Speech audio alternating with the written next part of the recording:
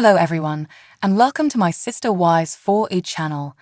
I hope everyone is having a wonderful day. Before we begin, please hit the subscribe button and give this video a thumbs up. The reason behind Meri Brown's persistent reputation as a sad sack on Sister Wives is that she never confronted Kody Brown about his mistreatment and humiliation of her. She seems more assertive now, but habits are hard to break. She might get depressed in the future if her relationship with Amos Andrews, her new boyfriend, doesn't work out. Kody has helped Meri through several dark nights of the soul. Despite the fact that she was his first marriage, he failed to show her the affection she required. Meri, who was never meant to be his true love, was probably unaware of the devastating effects of polygamy on one's spirit. Even though Meri has lost weight and has a glamorous hairstyle, she might not be as self-assured as she appears. Ultra-patriarch Kody tried everything for years to undermine her confidence. She was a young, idealistic woman wearing a white bridal dress at beginning. She most likely felt like the martyr Joan of Arc by the time it was all over. Meri did everything to be friendly with Kody, but she was never successful. She was unable to prevail. Even though she was only disloyal to him once, it wasn't enough. Her love was meaningless. Within the relationship, Meri lost herself. Her pride was gone. Although Kody damaged her more than he should have, Meri must accept responsibility for letting it happen as an adult. Having been emotionally dumped by Kody, she ought to have learned to ignore his opinions. Rather, she continued to wait for him to be the guy she would marry. Simply said, that man is no longer there. Countless times, Meri should have fought for her own life, her objectives, her needs and wants, and her happiness, rather than wallowing in self-pity. Rather, the spirit of a guy who had fallen in love with another woman consumed Meri. Few people are able to avoid being hurt by love, which has affected almost everyone. But years ago, Meri ought to have read the writing on the wall. She kept holding out hope in defiance of indications that were painfully clear. Hope can be harmful at times. It certainly was in a relationship as toxic as Meri's. Indeed, she had every right to feel depressed by Kody's breakup. The existence of a heart is not inherently flawed. The problem is that Kody's obsession with Robin was evident years ago. In fact, he made a conscious effort to make Meri feel inadequate and unloved. So, the saddest thing of all was that it seemed like she was in love with a man who was blatantly unkind. Maybe Meri exaggerated her love for Kody in the past, but maybe not. Could it be that she truly loved the man who had done all of this to her? It's possible that she recalled his former personality, but Meri had to be kind to herself and let go. That took a very long time to occur. She's done it at last. She can now live her own life. She doesn't have to live with the ghosts of the past forever. Kody should be with Robin, where he belongs, so she can go. Someone must struggle for an ideal and be prepared to die in order to be considered a true martyr. Meri never took her principles to battle. Rather, she appeared to allow life to sweep past her. There were moments when Meri could have used a little more fire because she's not a fiery woman. Unfortunately, that didn't work out. After giving it her all in battle, Meri will not stand in a battlefield with blood and dirt all over her face. That is not who she is. She left, too, but with timidity. She is also not the kind of martyr who accepts her sentence without resisting. Those kind of martyrs also exist. Meri has discovered ways to express her annoyance. Typically, she depends on vaguely suggestive posts that draw attention to the bad qualities of her now ex, Kody. Meri is therefore not entirely helpless. She truly betrayed Kody emotionally, and she will never get over Meri's catfishing incident. Although Meri casually forgets her own part in the fiasco, Kody didn't forgive her. Meri was formerly devoted to polygamy. She even supported Kody when he made the decision to add Janelle Brown as a second wife to the family.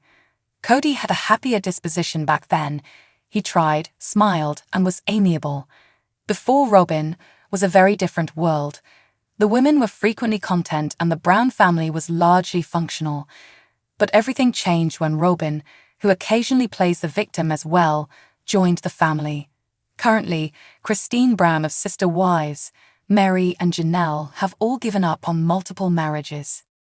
Christine playfully insults Kody, but Janelle and Meri appear more hurt. Christine uses creative methods to make her points. She had on a t-shirt, for instance, that said, "In a larger sense, this rejection of polygamy is a rejection of religion. Polygamy has been rejected by all parties involved, which is not exactly a great endorsement for several marriages. It no longer makes anyone happy, thus no one believes in it anymore. Therefore, they no longer adhere to the rigid Mormon sex regulations, even if they did in the past." Has religion left the Brown family, Meri included? Perhaps. They all seem to believe in God, yet their beliefs differ.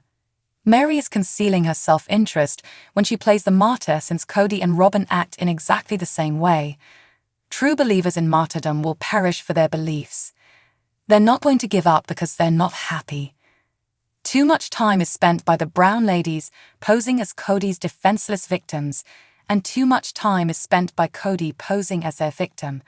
Since everyone is an adult, they didn't need to stay if their needs weren't being satisfied. Play acting was and still is prevalent. The Roman Catholic saint Joan of Arc was killed because it was thought that she was a heretic. Despite her bravery, Francis Xavier suffered mistreatment. Even though Meri disobeyed the laws of polygamy without facing any consequences, she rebelled still. Joan of Arc, of course, never had a fair trial. She is a martyr as a result. In contrast, Meri is free to express her ideas and beliefs without limits. The freedom that real martyrs do not have is hers. As seen above in ET's exclusive video, Meri announced to the world that her and Kody were calling it quits. Her departure was hardly a martyr's offering. It was the appropriate thing for her. There's no denying that she made the proper choice. She most certainly did. Kody treated her like an impediment for years.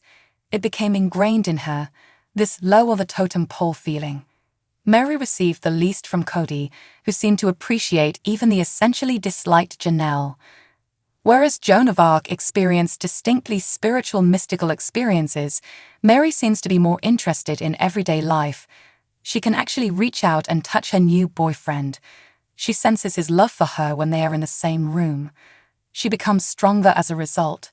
Unlike Kody, he is not emotionally aloof. Meri has discovered a person who is ready to give love in return.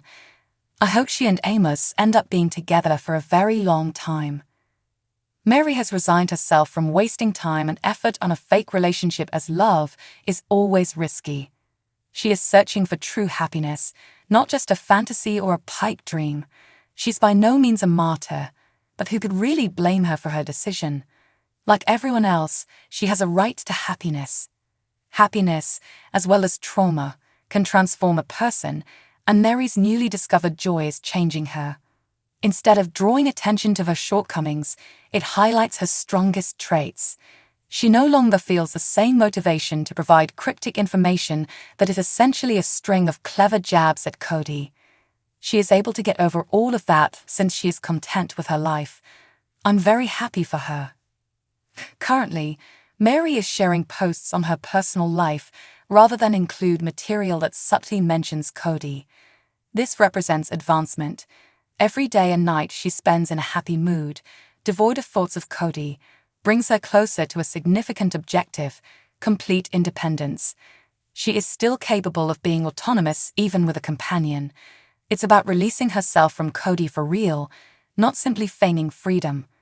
After a protracted voyage marked by gloom, loneliness, and adversity, Meri is finally reaching her destination. Thanks for watching. If you like this video, so please don't forget to subscribe my channel and don't miss any update.